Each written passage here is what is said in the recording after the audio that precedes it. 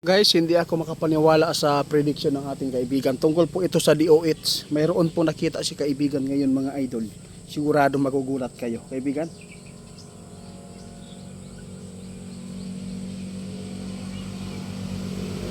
Na, bakit po? Ano po ba ang nakikita po ninyo na mangyari?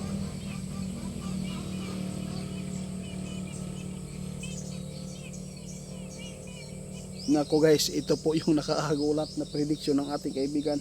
Hintayin po natin kung totoo ito. May nakita si kaibigan guys na mangyayari. Ang DOH ngayon ng mga idol, posibleng magkakaroon po ng malaking problema sa taong bayan. May panahon na susugurin sila. Ito po yung nakita ng ating kaibigan. Bakit kaibigan? Ano po ba ang dahilan? Bakit po ninyo nakita na may sign sa inyo na posibleng magkakaroon ng malaking problema ang DOH ngayon?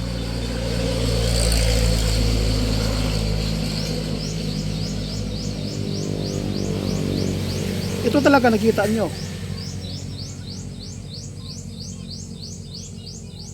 Tingnan nyo mga idol, sabi ng ating kaibigan, ito lang po ang aming nakita, kaya ipinapaabot namin. Nakita namin doon sa aming kaharian na ang DOH ngayon posibleng magkakaroon ng malaking problema dahil po sa nangyayari ngayon sa bansa natin, dahil po sa vaccine mga idol. Posibleng mayroon pong kagaluhan daw na mangyari. Posibleng sugurin po yung mga departamento na yan, di ba?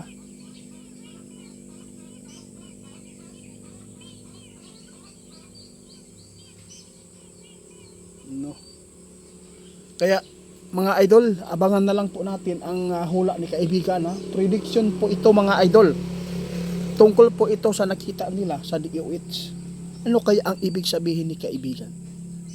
Mayroon bang mga tao na magbuo ng pagsanib para labanan dahil po sa nangyayari noong panahon na tayo ay nagka-COVID, na ngayon po ang lumalabas ay kagagawa nila Bill Gates at Epstein at iba pang mga bilyonaryo ang gumawa nito? Ang sabi ng iba na ay lason para sa ating katawan.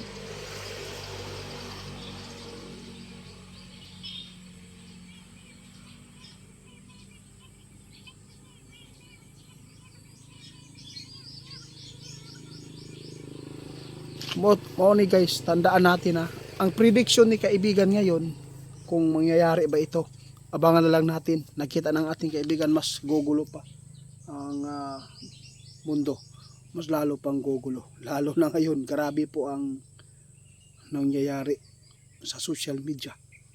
Sabihin na naman ang iba ang iba, sabihin na ng iba na ano daw, AI, no? Kasuhan daw ang mga nagpalabas ng mga fake news.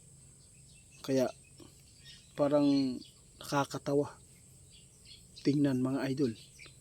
Bahala nagmamatay ang imong kapwa basta makapag kamit kami ng malaking pera. Yun po ang ano dito Kaya sa lahat ng makapanood itong prediction ng ating kaibigan, no? Tandaan niyo na lang dito. Mas lalo pang gugulo.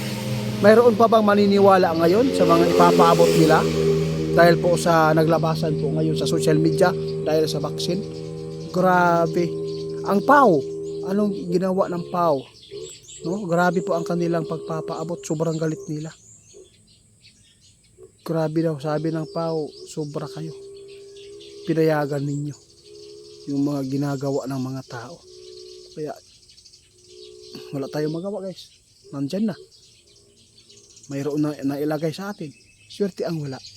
Dahil po, sigurado ay hindi sila magsakripisyo sa panahon na kung kailan ito ma-expire. Kaya sa lahat ng makapanood sa amin, nasa inyo na lang po ang paniniwala. Kung maniniwala kayo sa prediction ng ating kaibigan na ang DOH ngayon, posibleng mayroon pong harapin na problema dahil po ngayon ay unti-unti nang nalalaman kung sino ang gumawa ngayon ng mga virus, dahil po kagagawan pala ng mga taong bilyonaryo, no? Grabe, nakakatakot. Nakikita ba ninyo mga idol kung sino mga taong nasa files ni Epstein? Na grabe po. Trump, Elon Musk, Bill Gates, dami pang iba. Nandyan pa yung Santo Papa. Grabe, iwan ko lang kung AI sinali pa yung mga matataas na mga tao na mga namuno para sa kanilang basta hindi ko na lang sasabihin pa kung ano pa ang iba. Basta maraming nakikita natin dyan. Ang problema dito, pag nalaman ninyo ang katotohanan dito mga idol, pag mayroon ma-involve po dito sa atin, sa Epstein files dito sa ating bansa, isa po ito mga demonyo na. Ngayon, tandaan po ninyo ha, yung prediction ng ating kaibigan, may haharapin talaga ang DOH. Salamat po sa mga sumusuporta, sa lahat po ng mga hindi pa nakapanood, yung mga bago pa, baka ma-scam kayo ni Ghost Hunter 88 Fans ha, hindi po yan ako. Mga video ko po ninakaw, sa TikTok siya at sa Facebook, paki-report po mga idol. Ghost Hunter 88 Fans, mga video ko lang po ang ninakaw niya, pati yung mukha ko sa profile kinuha niya para makapag-scam.